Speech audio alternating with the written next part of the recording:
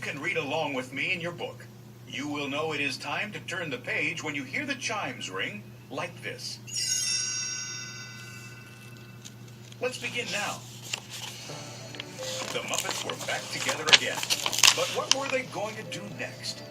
They met with a tour manager to help them decide. Dominic, that guy?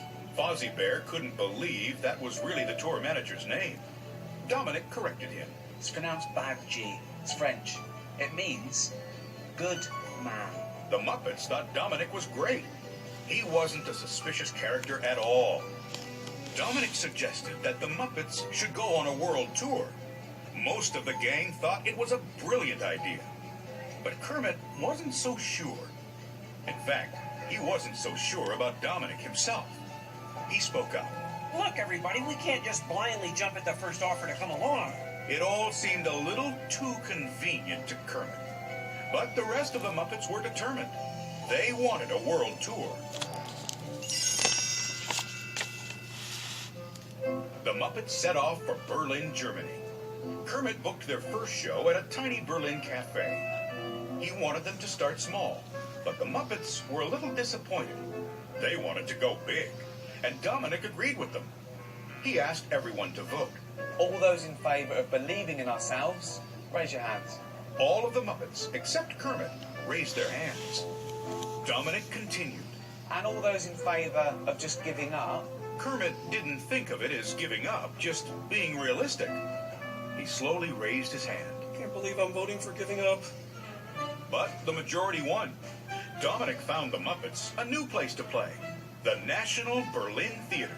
It was bigger than the little cafe, all right. It was huge. The Muppets moved into the theater and began rehearsing. Miss Piggy went straight to Kermit's dressing room. There was something she wanted to talk about right away. Is now a good time to discuss our upcoming European wedding? But Kermit hadn't actually agreed to marry Miss Piggy yet.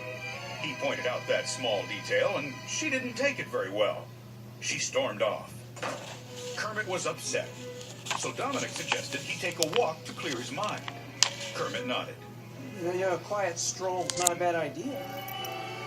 Kermit walked through the streets of Berlin. The city was full of wanted posters for a criminal named Constantine. He looked just like Kermit, except he had a big mole on his face. Kermit turned a corner, and then suddenly, there was Constantine in person. Kermit was so startled by his look-alike that he didn't even notice when Constantine stuck a fake mole on Kermit's face. As quickly as he had appeared, Constantine disappeared into the night. Just then, the police arrived. They thought Kermit was Constantine, and they arrested him. Kermit struggled. Oh, hold on, there must be some mistake. I'm Kermit the Frog. The police put Kermit into a van. As Kermit was taken to a prison in Siberia, Constantine arrived at the National Berlin Theater. He used green makeup to cover the mole on his face. Everyone believed he was Kermit, just as Constantine had planned. Constantine went to Kermit's dressing room, and Dominic followed him in. They were partners in crime. Their plan was very wicked, and Constantine couldn't wait to get started. We're now positioned to carry out greatest burglary of all time and pin it on those gullible Muppets. We're going to steal the unstealable, the crown jewels of England. The jewels were locked up in the Tower of London. To break in, the thieves needed 3 special items: a map, a key, and a locket. The special items were on display in museums around Europe.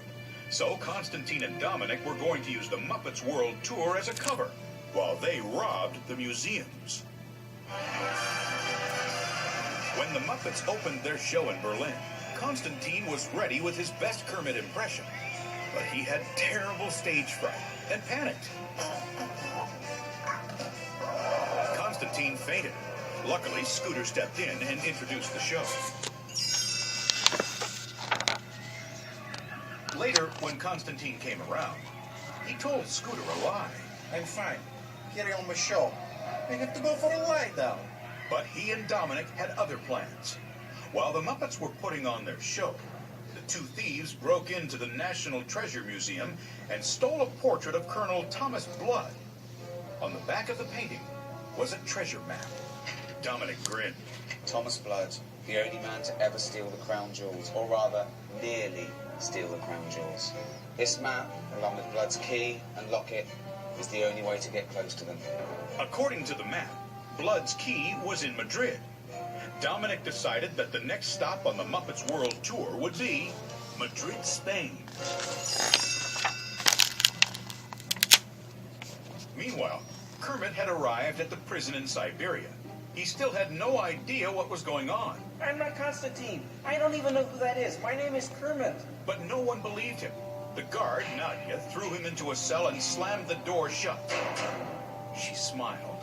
Make yourself comfortable. You're going to be here a while. As the Muppets rode the train to Madrid, Constantine and Dominic planned their next move. They were talking about breaking into the Prado Museum when Miss Piggy came into their car. She felt bad about the fight she'd had with Kermit, but as soon as she started talking, Constantine, pretending to be Kermit, snapped at her. Pig, I have question. Am I wearing sign that says bother me? Miss Piggy was shocked speechless. She ran off in tears.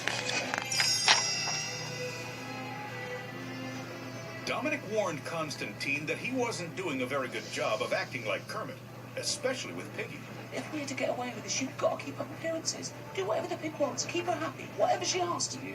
Constantine realized that Dominic was right. He apologized to Piggy and promised that he would make all her dreams come true. Later, while the Muppets were performing, Dominic and Constantine broke into the Prado Museum and stole Colonel Blood's key. They also found the next clue. Dominic read it out loud. With Colonel Blood's key, the jewels you may set free, but it is Colonel Blood's locket that you will need in your pocket to capture the jewels. Constantine wasn't very impressed. That's it? That doesn't even rhyme. Dominic shrugged. He was a thief, not a poet. Give him a break. Back at the Siberian prison, Kermit was trying to escape. He dug a tunnel with a stolen spoon, but Nadia found it. Stop digging escape tunnel, Frog. How did you know? It's the first escape everyone tries. She took away his spoon. But Nadia wasn't all bad. She believed Kermit when he told her that he wasn't Constantine. She even put him in charge of the prison talent show. The rehearsals had not been going well, but once Kermit took over, the prisoners fell into line. They liked having him in charge. Kermit started to enjoy himself. The Muppets were never this cooperative.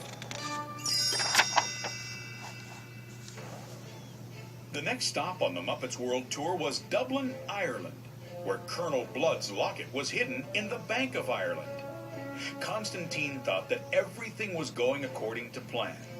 But the Muppets were starting to notice that Kermit wasn't acting like himself. On the train to Dublin, Fozzie was eating a sandwich when he saw a picture of Constantine in a newspaper. Suddenly, a blob of guacamole fell on the picture, covering Constantine's mole. Now the picture looked just like Kermit. Fozzie went to find Walter. Walter realized what was going on. Wait a minute. What if Kermit has been replaced by this Constantine guy? Fozzie shook his head. Oh, I wish Kermit was here. He'd know what to do. Walter brightened up. You're right. There's only one frog in this world who can save us. Fozzie, Walter, and Animal set out to find the real Kermit and bring him back. The Muppets arrived in Dublin. While they put on their show, Constantine and Dominic broke into the Irish National Bank. There they found not only Colonel Blood's locket, but Colonel Blood's entire skeleton, still wearing the locket. Constantine remained calm.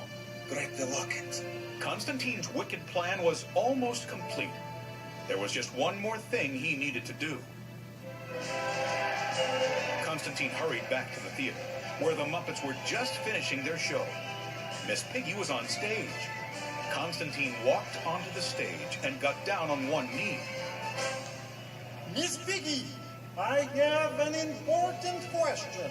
Do you wish to become Mrs. Piggy, or rather, Mrs. the Frog? Piggy was so happy. Yes, yes, oh, yes! Constantine turned to the audience and made his announcement. We're putting our tour on hold to be married in 2 days' time at the world's most romantic location, the Tower of London. This is what Piggy had always dreamed of. But something was off. Kermit didn't normally act this way. It all seemed too easy. Later, Dominic and Constantine were whispering backstage. Dominic did not understand why Constantine had asked Piggy to marry him. Constantine snorted. In Tower of London, you cannot put on stupid variety show. But you can get married. I realized months ago that our only chance of pulling this off was a Muppet wedding. Fozzie, Walter, and Animal finally made it to the prison in Siberia. Kermit was backstage halfway through the talent show. He was very happy to see them. I can't believe you're here. Oh, it's so good to see you guys. Fozzie explained how Constantine had taken Kermit's place. Kermit frowned. Wait, how could you not have noticed that, Fozzie? You mean all this time, no one, not one single person with the Muppets noticed I've been replaced by an evil criminal mastermind? Fozzie shrugged. It sounds worse than it was. Walter shook his head. That's as bad as it sounds. The friends used the talent show to distract the guards, and they quickly escaped from the prison. Meanwhile, the rest of the Muppets were in London, and Constantine was getting ready for his wedding. During the wedding ceremony at the Tower of London, Dominic would steal the crown jewels. Then, Constantine would set off a bomb to cover up the scene of the crime. The bomb was Piggy's wedding ring. Once she served her purpose, kaboom. It will be bacon for breakfast, and no one can stop me. Kermit, Fozzie, Walter, and Animal hurried to the Tower of London. The ceremony was already underway. Dearly beloved, we are gathered here today to witness the union of this pig and this frog. Kermit rushed in. Piggy, it's me, Kermit. Come on, we have to get out of here. The wedding is off. Miss Piggy was confused. There were two Kermits standing in front of her. The real Kermit turned to the Muppets. I love you. All of you. Even when you drive me crazy, and Then he looked at Piggy. some of you, because you drive me crazy. Piggy realized that he was the real Kermit, and she covered him with kisses. Constantine knew that the jig was up, and he pulled out a detonator. Kermit panicked. It's a bomb! Constantine blows up his crime scene, so we have to find a bomb! Conveniently, Bunsen and Beaker had a magnetic bomb attractor vest, which immediately pulled Miss Piggy by her wedding ring toward it.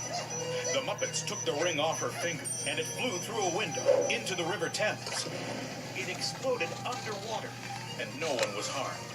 But while the Muppets were distracted, Constantine took Miss Piggy hostage.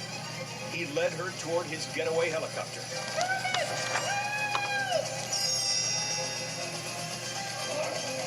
The Muppets ran up to the roof, where they climbed on each other's shoulders and formed a ladder.